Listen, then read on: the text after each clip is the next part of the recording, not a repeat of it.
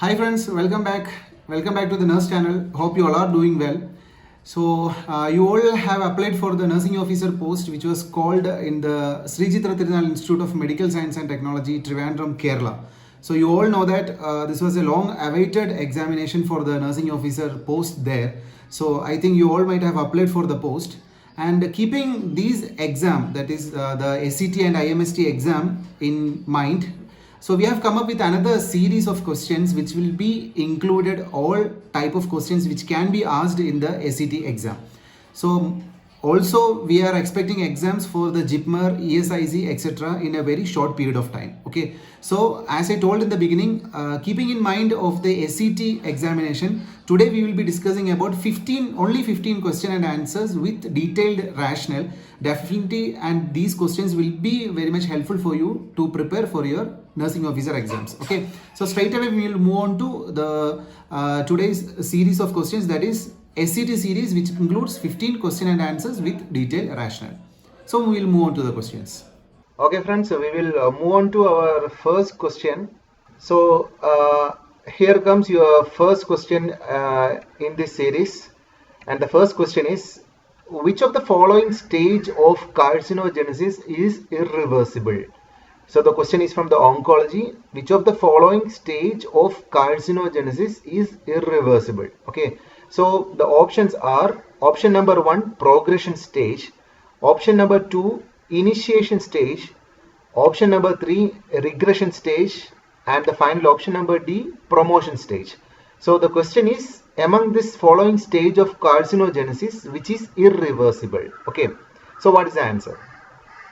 So here the answer is progression stage. Okay, progression stage is the answer. So first of all, we have to see what all are the stages of carcinogenesis. Okay, so we know that the carcinogenesis phases include, the first one is the initiation, the second stage is the promotion, the third stage is the progression, and the final stage is the metastasis. Okay, so the stages are initiation, promotion, progression, and metastasis. So first of all, we will see what is this initiation stage. So we know that in the initiation stage involves the alteration, change, or mutation of the genes arising spontaneously or induced by exposure to a carcinogenic agent.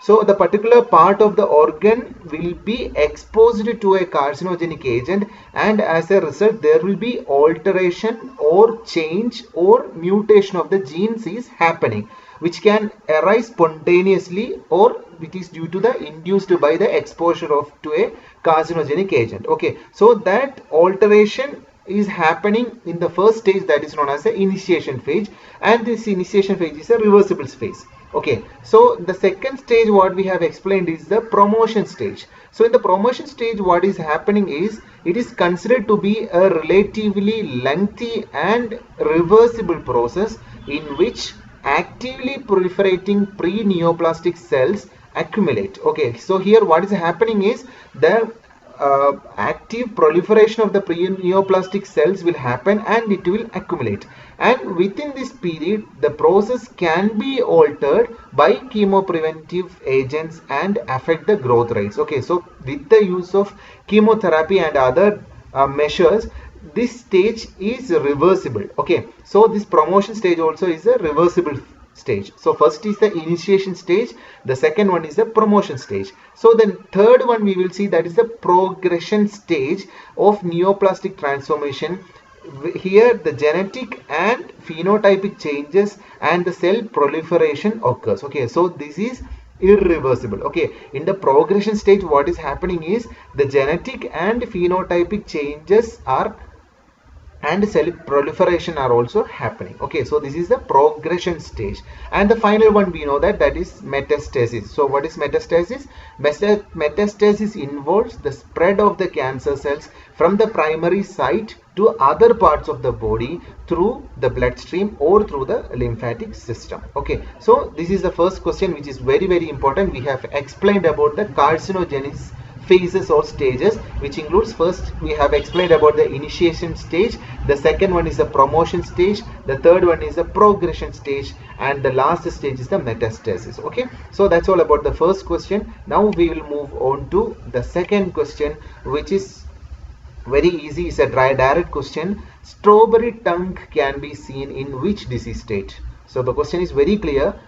Strawberry tongue can be seen in which disease state? Okay, so the options are, the first option is measles, the second option is cholera, the third option is pernicious anemia, and the final option is Kawasaki syndrome. So among these diseases, in which disease state we can see strawberry tongue? So what is the answer?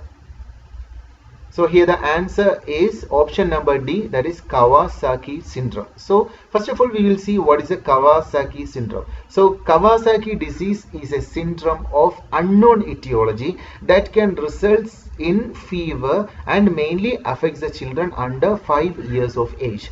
And this disease is characterized by the formation of vasculitis. Okay, so what is vasculitis? That is inflammation of vessels, that blood vessels, especially small blood vessels, where the blood vessels become inflamed throughout the body. Okay, throughout the body there will be inflamed blood vessels, especially small blood vessel walls, which can result in the formation of strawberry shaped tongue in children under 5 years of age, which is characterized by the a fever of unknown etiology. Okay, so the other options we will see in the measles. What is the peculiarity? It is a koplik spot. Measles koplik spot is a characteristic of measles, and rice water stools can be seen in cholera, and a red beefy tongue can be seen in pernicious anemia. Okay, so strawberry tongue can be seen in Kawasaki disease, and a red beefy tongue can be seen in pernicious anemia. Okay, so that's all about the second question. Now we will move on to our third question.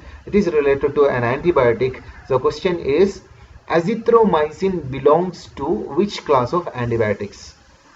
Azithromycin belongs to which class of antibiotics? So your options are, the first option is penicillins, the second option is cephalosporins, the third option is erythromycins, and the final option is tetracycline. So what is the answer? Azithromycin belongs to? Yeah, obviously the answer is option number C, erythromycins. Okay, so what is happening? So we will see some examples. The first we explained about the first option was penicillins, and the examples are amoxycillin, ampicillin, and it is very common. Okay, the second one is the cephalosporins, and the example is cefixime, cefuroxime, etc. And the third class is the erythromycin, which include the azithromycin like antibiotics, and the final option was the tetracycline, which includes minocycline, demiclocycline, etc. Okay, these are some examples you can remember. Okay, so that's all about that question. Now we will move on to the next question, that is question number 4, and this is from neurology. The question is, the volume of CSF present in the brain at any one time is. So the question is, you should be very careful about this question, should be read very carefully, because the question is the volume of CSF present in the brain at any one time. Okay, so the amount of CSF that is present in the brain at any one time, that is the question. And your options are, the first option is 50 to 75 ml, the second option is 75 to 100 ml, the third option is 125 to 150 ml, and the final option is more than 200 ml. So what is the answer? How much is the volume of CSF that is present in the brain at any one point of time? So what is the answer? Here the answer is option number C, that is 125 to 150 ml. Okay, so we know that there is about 125 ml of CSF at any one time, and about 500 ml is generated every day. Okay, so 500 ml will be generated, and in a healthy individuals, what is happening is there will be the proper production will be there, and the circulation will be there, and proper absorption will be there. And if you have any doubts regarding the CSF circulation and all, we have already uploaded the anatomy, the CSF circulation and CSF characteristics, everything in our old videos. Okay, you can go through those videos. Okay, so the answer to our question, the present question is 125 ml. That is the amount of CSF that is present at one point of time, at one time in the brain is 125 ml. Okay, and the total amount that will be generated in a day is around 500 ml. Okay, so I think that question is clear for you. Now we will move on to the fifth question, that is it's related to a scale. Then the question is, Braden scale is used to assess what? Braden scale is used to assess dash. Okay, so your options are, the first option is burns percentage, the second option is to assess the bed sore, the third option is to measure the reflexes, and the final option is regarding the visual acuity. So burn percentage, bed sore, reflexes, visual acuity. So Braden scale is used to assess what? So that's your question. So what is the answer? Yeah, obviously the answer is option number B, that is bed sore. So we will see what is a Braden scale. Okay, so the Braden scale is for the predicting the pressure sore risk, and it was developed to foster the early identification of patients at risk for forming pressure sores. Okay, and this scale is composed of 6 subscales, and that reflects the sensory perception, then skin moisture, then activity of the patient, then mobility, then friction, and the nutritional status of the patient. Okay, and the nutritional shear and nutritional status of the patient. Okay, so this is regarding the Braden scale, and it is a scale which can be used in the patients which are at risk for developing bed sores, and it has 6 subsections, which includes the sensory perception, that is the first thing, then the skin moisture is the second one, then activity of the patient is the third one, mobility of the patient, friction and shear is the fifth one, and finally the nutritional status of the patient is the 6th parameter in the Braden scale. Okay, so I think it is clear for you now. Now we will move on to the 6th question in our series, and the question is that this is from the ACLS, and the question is maximum dose of atropine in ACLS is. So the question is very clear. So maximum dose of atropine that can be used in ACLS, that is advanced cardiac life support. Okay, in such situations, how much atropine can be used at a time? So your options are option number A 5 mg of atropine, option number B 3 mg, option number C 6 mg, and the final option number D 4 mg. So how much atropine can be used in ACLS at a point of time? So the answer is 3 mg. Okay, so we will see the calculation of atropine. Is the dosing of the atropine is 1 mg IV every 3 to 5 minutes. Okay, so the dose is 1 mg IV every 3 to 5 minutes as needed, and the maximum total dosage for administration is 3 mg. Okay, so the answer for our question is 3 mg. Okay, clear? Now we will move on to our next question, that is a question number 7, and it's a basic fundamental question. 1 tablespoon equals how many ml? So the question, 1 tablespoon, not teaspoon, 1 tablespoon equals how many ml? And your options are option number A 3 ml, option number B 5 ml, option number C 10 ml, and option number D 15 ml. So what is the answer? 1 tablespoon equals how many ml? So the answer is option number D, that is 15 ml. Okay, so 1 teaspoon is 5 ml, and 1 tablespoon is 15 ml, not 10 ml. Okay, it is 15 ml. Okay, so that was a simple fundamental question. Then now we will move on to our next question, that is the 8th question. It is a very important question. What does the ECG show in prinzmetal angina? Okay, so what is the ECG characteristics in prinzmetal angina? Okay, so your options are option number A ST segment elevation, option B ST segment depression, then option number C absent P waves, and option number D prolonged PR interval. So what is the peculiarity of ECG in prinzmetal angina? That is a question for you. So what is the answer? So the answer is option number A, that is ST segment elevation. Okay, ST segment elevation is the characteristics feature of prinzmetal angina. So before answering this question, first of all, we should understand what is prinzmetal angina. So what is a prinzmetal angina?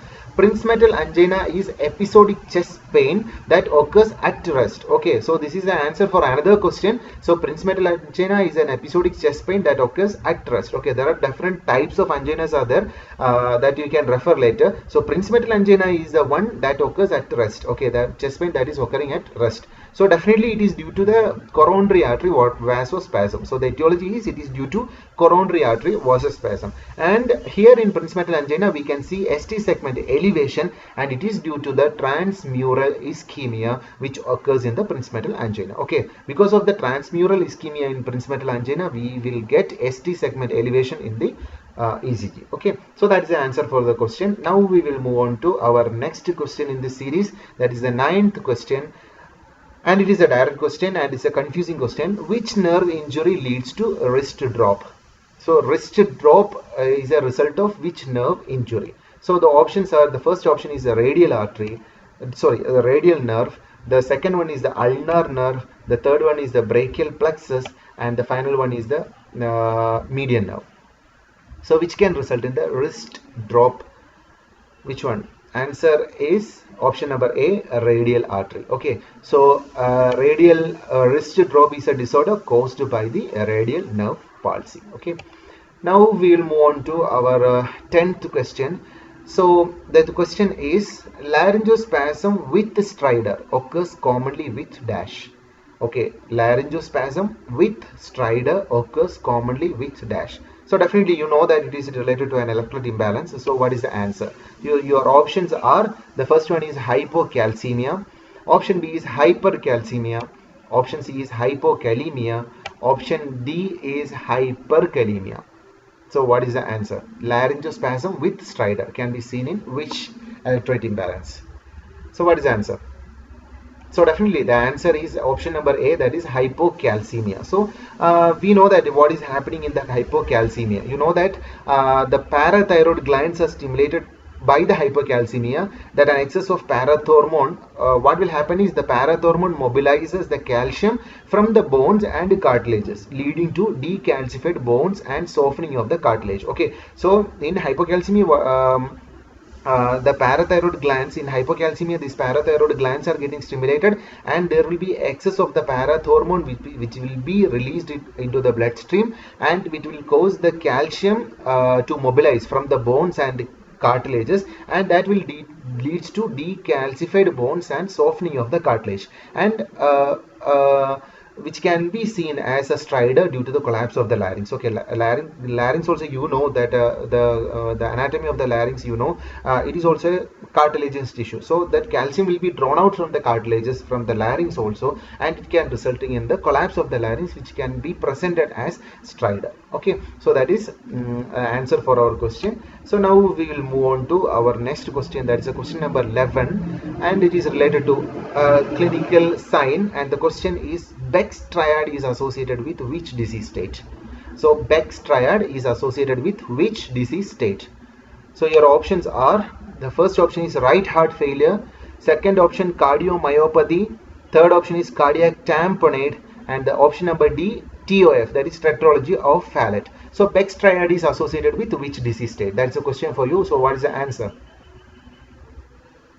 So the answer is cardiac tamponade. Option number C, cardiac tamponade is the answer. So first of all, we will see what is cardiac tamponade and Becks Triad. Okay, so the classical signs of cardiac tamponade are known as Becks Triad, and which includes, what will be there? There will be hypertension. That Becks Triad include, first one is the hypotension, and the second is the muffled heart sound, and the last is the increased jugular venous distension. Okay, so Becks Triad include hypotension, muffled heart sounds, and increased jugular venous distension, and it is the characteristic sign of cardiac tamponade. So what is cardiac tamponade? Cardiac tamponade is simple. It is a pathological compression of the heart which is caused by the excess fluid in the pericardial sac. Okay, so because of the excess fluid in the pericardial sac, there will be a compression of the heart, and which is termed as a cardiac tamponade, which is manifested as a triad of symptoms known as the Becks Triad, which include hypotension, muffled heart sounds, and increased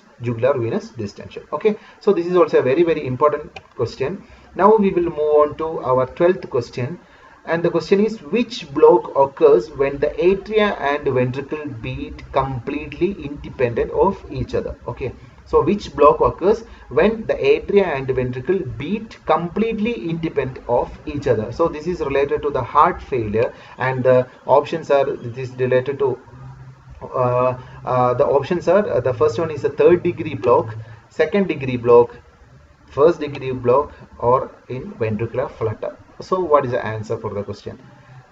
So atria and ventricle will be beating independently of each other. So what is the answer? Definitely the answer is option number A, that is the third degree. Okay, so what is happening is in the complete AV dissociation, what will happen is when the atria and the ventricles activate independently from one another, and the atrial rate is lower or equal to the ventricular rate, and it will beat independently. That is happening in the third degree or the complete AV dissociation. Okay, atrioventricular dissociation. Okay, now we will move on to our 13th question in our series, that is related to the tube feeding, and the question is, tube feeding should be delayed if the amount of gastric content exceeds how much ml? Okay, so the question is, tube feeding should be delayed if the amount of gastric content exceeds, and the options are, the first option is 20 ml, the second option is 30 ml, then the third option is 50 ml, and the final option is 25 ml. So what is the answer? So in the ICU setups and in the ward setups also, we used to feed the patient through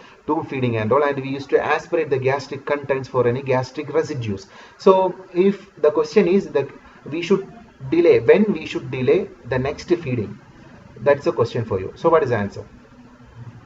So definitely the answer is option number C, that is a 50 ml. So we should understand regarding the gastric residue. What do you mean by a gastric residue?